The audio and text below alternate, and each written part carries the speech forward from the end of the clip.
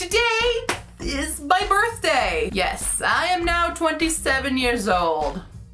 Not sure how I feel about that. So instead, we're gonna talk about something else. While my birthday in the US is close to the 4th of July, in Japan, it's actually on a holiday. Tanabata, also known as the Star Festival. Anytime a Japanese person found out my birthday was Tanabata, they would exclaim how lucky I was and that I will surely find true love. Yeah.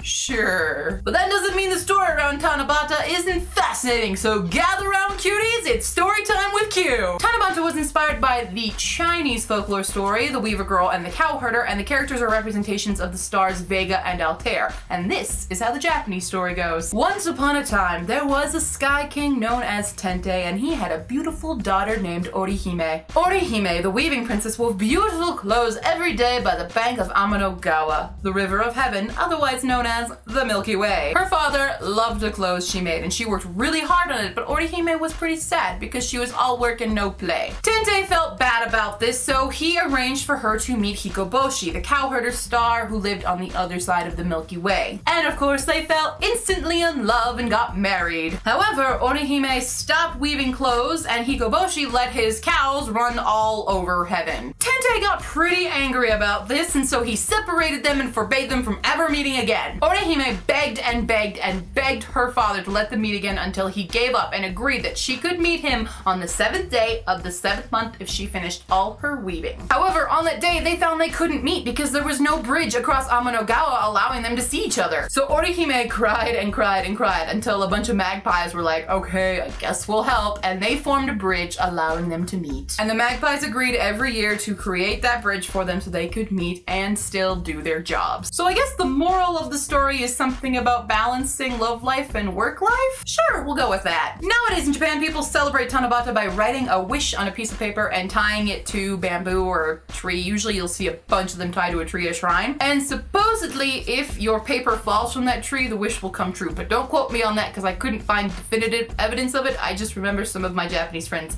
telling me that. But if you're traveling in Japan around Tanabata, you'll notice a lot of shopping malls and streets and train stations are decorated in these huge paper lanterns, but they're not really lanterns, they just really look like lanterns. They don't light up, which is why I can't say that they're lanterns, but they're pretty big and they have these long streamers that drape down in front of a lot of hallways and entryways, especially to the train station near where I lived. And they're really cool when they blow gracefully in the wind and they're fun to walk through. Some places in Japan have big festivals for Tanabata, others don't. I know Sendai has a pretty big one, but for the most part, it's just a day to kind of make a wish and look at the beautiful stars in the sky. So will you be making a wish for Tanabata? Let me know in the comments below or on Facebook, Tumblr, and Twitter. I have to go blow out some candles now. I will see you next time, cuties. Bye!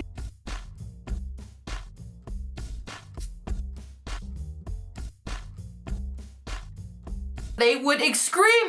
Excreem? How is excreem a word? All work and no play.